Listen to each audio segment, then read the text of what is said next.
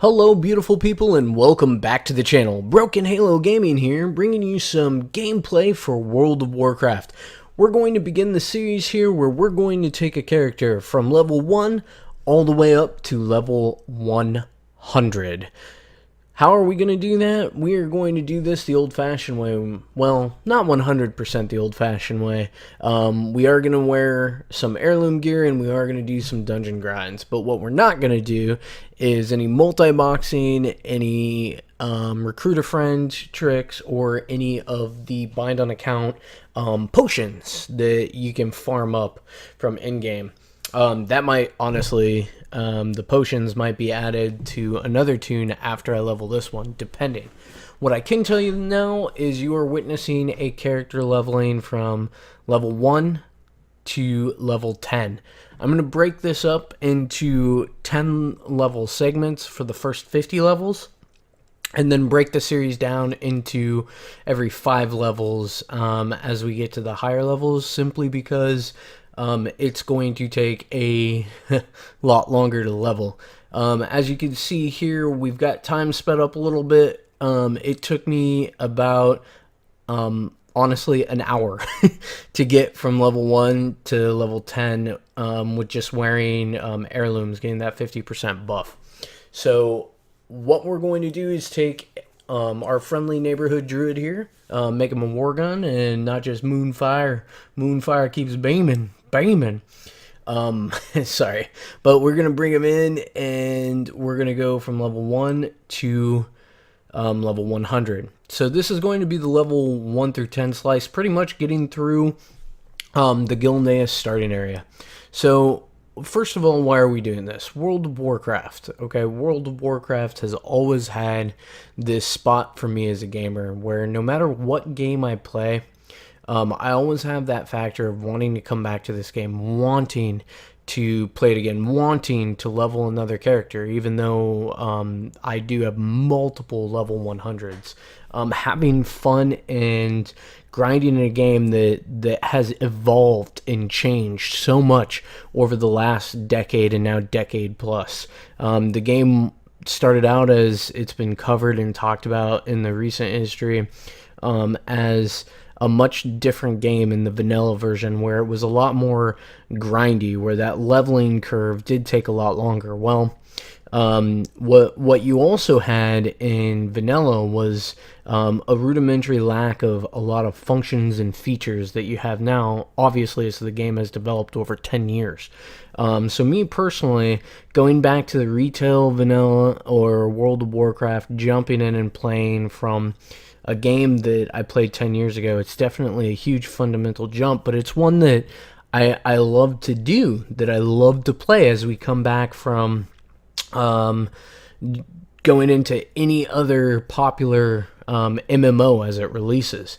World of Warcraft always has that nostalgia, that mystique of, maybe it's because it's where, as far as MMOs, where I started doing group content and really understanding an end game and really understanding the farming, quote-unquote, aspect of not just the leveling, but with professions. This honestly was my first game where I did that. I did play some games, some predecessors to World of Warcraft that were also MMOs, or multiplayer online role-playing games that are massive. Ha!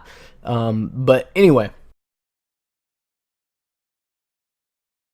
so the point of my conversation here is that WoW definitely has that place where it pulls you back in. It makes you want to be a part of the universe again. And for example, right here, you just want to stand on these mobs and just moonfire every single one of them down. You want to have that moment where, look, I was just took out all of those guys by myself. It was awesome. But so anyway, we're seeing here, we're as a character, I'm at level 5 now. We've gone from 1 to 5 in this short amount of time. In the span of this video, less than 5 minutes total. This video is going to be about 15 minutes long to get to level 10. We have the footage actually sped up, but literally what you're watching is 100% the gameplay footage and footage from my stream that as we were going through. We actually had an all-day event where we sat down for one day on the weekend just to see how fast or how far we could get leveling stream-wise, and we went from 1 to a total of 44 in about 10 hours. So about an hour and a half of gameplay to get from 1 to 10. So let's talk about, we talked about why we're doing this, what the nostalgia purpose, and how we're doing it. Let's actually talk about the leveling. Going back, this is my first time since the Worgens actually debuted. I went through right when they came out, leveled a character first, and enjoyed every second of it. I am rolling an alliance. Normally I roll a horde, but running through and doing the Worgen definitely brings back the sense of wow, just how great the storytelling is. Okay, it's maybe not, you know, the best storytelling that you're ever gonna hear, but it is phenomenal. It sucked me in. The atmosphere that you're in is just absolutely 100% phenomenal. Going through, making sure that my lighting settings were correct there, and just wanted to be enveloped in the mood. And for the most part, I totally 100% was. It did make it easier that we do have also that heirloom bike as we're rolling through, so that's great. Look at that, level 7. The environment as you're doing these opening quests, awesome. Just dark. Overall, the mountain area. I always wondered when I was leveling a character from vanilla forward, what did this area look like behind the walls of Gilneas? What was that like? What was the world behind those great gates like overall?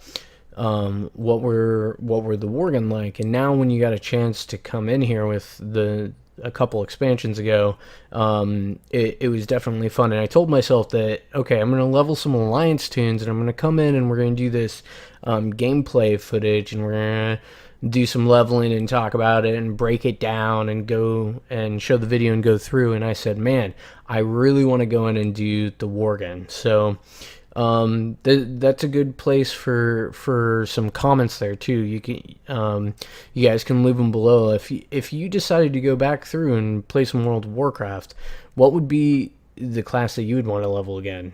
Or the race, not just the class, sorry, the race, and why? What's your emotional draw to it? Me, the druid, obviously, is what I'm playing right now. The druid has always been 100% my favorite class.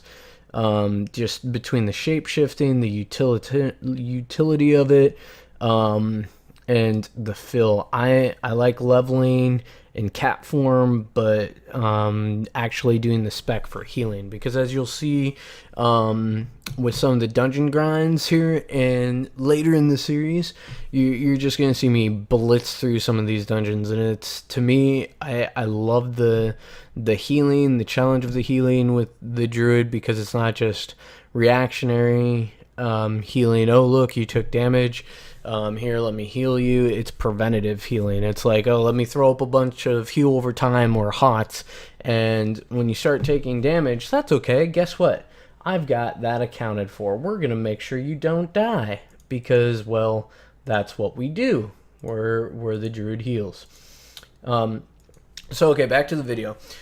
This starting area, for me, is ranks up there with one of my favorites, just because the storyline is so tied into each other. As you're going through each section, you are getting pulled more and more into the story. How's it developing from Gilneas? How did it affect you? Oh, look, now you're a Worgen. You transformed into a werewolf. You didn't see that coming, did you? Actually, it might have. But you now have that plague, and how do you deal with it? And as you're going around trying to clear the area out and help clear out the starting area push back the invaders of the Scourge, you're kind of like, wow, now I'm becoming even more emotionally invested in this fight for survival. And those catapults to get onto the ship, like that's definitely a mechanic that as I was going through this and thinking about it as I was reshooting the footage here for the leveling and going through and leveling myself, I was like, wow, this is a pretty awesome mechanic. I gotta take over the catapult, take out the baddies to get on the catapult to get onto the ships to go kill Captain Morris here, and finish up this part of the quests, and then jump on my little mount here and rush it all the way back to the city. So that mechanic to me was a lot of fun, something that I actually and honestly wasn't expecting. So I found that immersion, or that mechanic with the immersion, drew me in, and I found it a lot of fun as I was running through. With that said, now the tie-in here, we go in, we take care of a Scourge boss that set up shop there, set up house, and we run down there and we take her out quickly. So I enjoyed thoroughly the tie-in, bringing the Scourge into this, bringing in the effect of what the Scourge had on Gilneas, and then how that all tied in back to, or how it's tied in with you having the plague.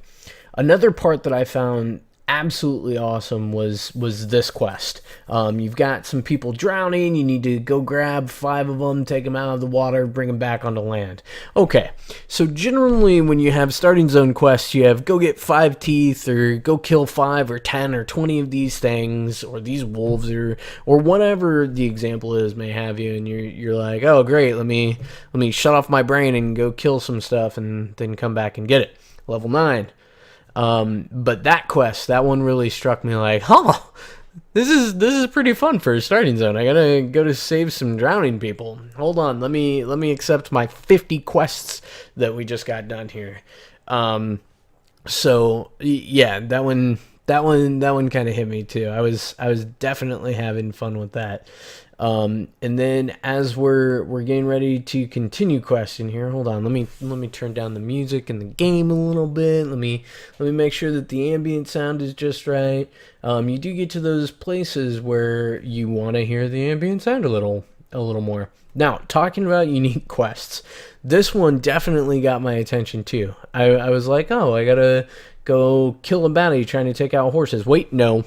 This reminded me of almost like Mists of Pandaria, where you were like, oh, I had to go gather stuff and bring it places.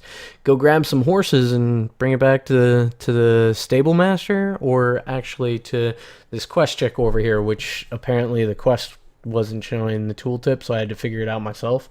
But that was pretty awesome. Go grab a couple horses, jump on a horse, rein in the horse, bring them back to me. Definitely, I had a lot of fun with that. So overall, from the time I started this character until the time that you're almost going to see us ding level 10 here, had a lot of fun with my druid, leveling it up, reminiscing.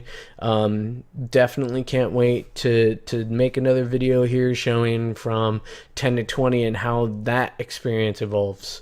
But I loved the tie-in of the starting area. Loved how, when I say tie-in, from that very first moment when you create the character and it's a call to arms, and you're invested in the city and you have to help reclaim it from the Scourge, and you start to help to reclaim it from the Scourge, but then you fall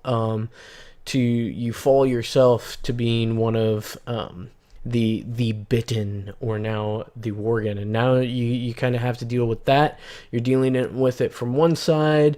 You're helping you're getting the quests done. You're finding out more about the Scourge invasion and how it's affecting you, how it's affecting Gilneas, all of that.